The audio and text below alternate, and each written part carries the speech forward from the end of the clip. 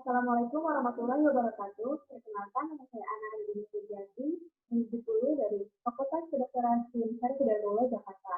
Di sini saya akan menyampaikan materi perkembangan bahasa Indonesia sebagai tugas ujian akhir semester bahasa Indonesia di bawah bimbingan Bapak Syahabul Huda MPD. Baik, pertama-tama dalam materi perkembangan bahasa Indonesia ini saya akan menjelaskan 7 poin, yaitu masa kemudian ada ejaan van operation, yang ketiga masa pujangga baru, yang keempat ejaan republik atau siandi atau ejaan rakyat, kemudian yang kelima ejaan yang disempurnakan atau EYD, kemudian ada yang keenam WEBI, dan yang terakhir atau ketujuh bentuk kedudukan bahasa Indonesia. Pertama-tama saya akan menjelaskan bagaimana perkembangan bahasa Indonesia pada masa penjajahan. Pada masa penjajahan, bahasa yang digunakan yaitu bahasa Melayu. Bahasa Melayu digunakan dalam penerbitan buku, majalah, dan pengantar di sekolah-sekolah.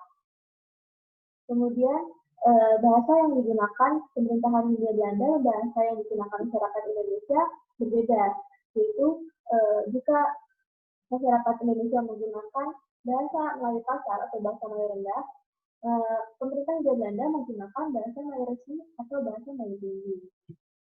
Kenapa bahasa Melayu yang dipilih pada saat itu? Karena bahasa Melayu lebih egaliter daripada bahasa lain yang ada di Nusantara. Tidak ada tingkatan bahasa seperti bahasa halus, bahasa biasa, maupun bahasa kasar yang biasa ada pada bahasa yang ada di Nusantara seperti bahasa Jawa, dan sebagainya. Lalu ada juga peristiwa penting pada masa penjajahan, di mana terjadinya Sumpah Pemuda pada tanggal 28 Oktober 1998. Yang berisi pertama, bertumbah darah satu tanah air Indonesia. Yang kedua, berbangsa satu bangsa Indonesia. Kemudian ketiga, menjunjung bahasa persatuan bahasa Indonesia. Namun walaupun sudah diucapkan Sumpah Pemuda tersebut, pemerintah Hindia Belanda melarang menggunakan bahasa Indonesia sebagai bahasa keseharian. Yaitu pada masa penjajahan Jepang, yaitu pada tahun 1942, setelah Jepang mengalahkan Sekutu, Jepang memperbolehkan penggunaan bahasa Indonesia dalam berbahasa. Hal ini karena Jepang masih baru di Indonesia, sehingga belum banyak orang yang menguasai bahasa Jepang. Dengan digunakannya bahasa Indonesia, memudahkan Jepang dalam administrasi pemerintahannya. Kemudian Jepang juga melarang pemakaian bahasa Belanda. Selanjutnya, yaitu ejaan Van Oeversen. Ejaan Van Oeversen ini dibuat oleh Profesor Charles Van Oeversen. Pada tahun 1901, pemerintah Hindia Belanda memerintahkan Profesor Van Oeversen untuk membuat sebuah pembakuan bahasa Melayu, yang mana dalam pembuatan pembakuan bahasa Melayu tersebut, Profesor Charles Van Oeversen dibantu oleh Engku Nawawi Bulan Sukamakmur dan Muhammad Said Sultan Ibrahim. Apa yang dilahirkan pada ejaan ini? Pertama, terbentuknya ejaan bahasa Melayu dengan huruf Latin. Kemudian hal itu dibukukan dalam buku yang berjudul Kitab Logat Melayu, Word List for the Cylinder Malay Damat Latin Character. Kemudian, mengapa Belanda membuat ejaan tersebut? Hal ini dilakukan Belanda agar memudahkan menjalankan kekuasaan dan eksploitasi kolonialisme Belanda. Lalu selain itu Belanda juga membangun sebuah lembaga penerbitan yang bernama Taman Baca Rakyat pada tahun 1908 dan akan berubah menjadi Balai Pustaka pada tahun 1912. Tujuannya didirikan badan penerbitan ini adalah untuk menyebarluaskan secara sistematis ejaan Van Oeversen kepada masyarakat Indonesia agar masyarakat Indonesia disiapkan menjadi tenaga pemerintahan kolonial. Contoh dari kata dalam ejaan Van Oeversen yaitu penggunaan O dan E sebagai pengganti U yang biasa kita gunakan. Jadi O dan E itu dibaca U, misalnya penulisan sudut. Tulisannya soedoe, tapi dibaca sudut. Kemudian kata makmur yang biasanya kita menggunakan makmur, di sini menggunakan petik tunggal menjadi makmur. Begitu juga dengan Jumat, ada petik tunggal di atasnya setelah huruf M. Selain itu juga untuk pengulangan kata atau repetisi, misalnya kata makan-makan menggunakan angka 2. Jadi makan angka 2 itu biasanya makan-makan, tidak menggunakan tanda hubung. Selanjutnya yaitu masa pujangga baru. Masa pujangga baru dimulai pada Mei 1923, yaitu oleh Sultan Syahrir Arsyadana atau STA.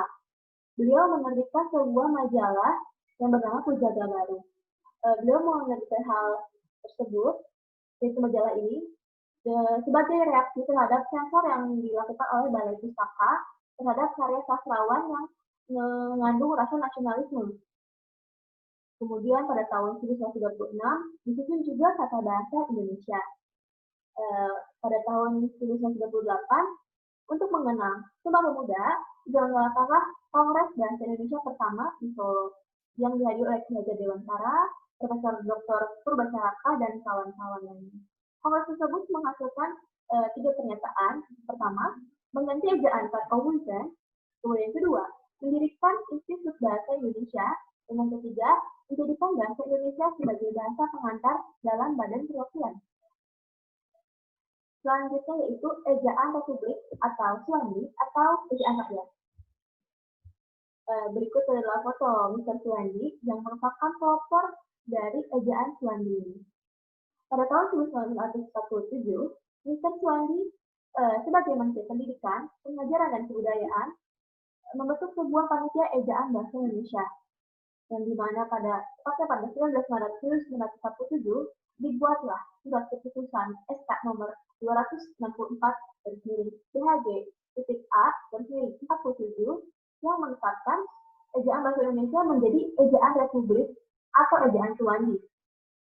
Ejaan Suwandi ini juga sudah distandarisasi dengan bahasa Indonesia. Contoh kata pada ejaan Suwandi yakni sudut yang tadi pada ejaan Van Owuzen menggunakan OE untuk penyebutan U, di sini sudah menggunakan U, jadi tetap sudut. Kemudian ada tanda petik tunggal diganti pada kata makmur digantikan dengan huruf K menjadi makmur. Akan tetapi kata Jumat, kata petik tunggal itu tidak digantikan oleh K menjadi Jumsat, karena jika ditambahkan atau digantikan menjadi K akan berbeda pelafalannya atau fonnya. Selain itu, ada ejaan Suwandi juga untuk kata tunjuk dan kata kerja yang berawalan di itu tidak dipisahkan. Misalnya di dalam biasanya yang di ejaan EYD atau ejaan WD itu di dalam, tapi di sini masih di dalam disatukan. Untuk repetisi masih sama, masih menggunakan makan, kemudian angka 2, tidak menggunakan tanda hubung, dan diciptakannya padanan kata. Misalnya dari bahasa Inggris ada PowerPoint, padanan kata Indonesia-nya yaitu salin dia. Untuk kata hand sanitizer dari bahasa Inggris, padanan katanya yaitu imitasi tangan, dan lain-lain. Selanjutnya, ejaan yang disempurnakan atau EYD. EYD ini dibuat pada 16 Agustus 1972 oleh Presiden Republik Indonesia kedua, yaitu Soeharto. Nah, diresmikannya juga EYD ini melalui keputusan Presiden nomor 57 tahun 1997 dan TAP MPR nomor 2/1972. Ejaan ini menggantikan semua ejaan yang pernah berlaku di Indonesia, yaitu pada tanggal 31 Agustus 1972 juga diberlakukan pedoman umum ejaan bahasa Indonesia yang disempurnakan dan pembentukan istilah. Contoh kata pada EYD, misalnya pada ejaan Suwandi dan ejaan Van Owuzen, untuk repetisi makan-makan itu di sini sudah menggunakan kata hubung. Mohon maaf, tanda hubung. Jadi makan, makan, bukan lagi makan, lalu angka 2. Ya. Selanjutnya ada Puebi. Untuk Puebi ini dipelopori oleh Menteri Pendidikan Anies Baswedan setelah berlakunya EYD selama 23 tahun, yaitu pada tahun 2015 diberlakukannya ejaan baru yaitu Puebi. Perubahan pada Puebi memang tidak terlalu banyak, akan tapi beberapa di antaranya yaitu misalnya pada penulisan bab pada sebuah buku atau makalah itu judul babnya itu harus ditulis tebal dan kapital. Kemudian juga penulisan huruf miring digunakan untuk menulis sistematika pada suatu bab dan masih banyak dan lain-lain. Penggunaan ejaan ini masih berlaku sampai sekarang. Selanjutnya saya ingin menjelaskan mengenai pendidikan bahasa Indonesia. Berdasarkan Seminar Politik Bahasa Nasional pada tanggal 25-28 Februari 2010 oleh Pusat Bahasa di Jakarta, dirumuskanlah sebuah fungsi bahasa Indonesia. Pertama, adanya bahasa Indonesia sebagai lambang kebanggaan nasional. Karena bahasa Indonesia ini mencerminkan nilai-nilai sosial, budaya luhur dari bangsa Indonesia itu sendiri.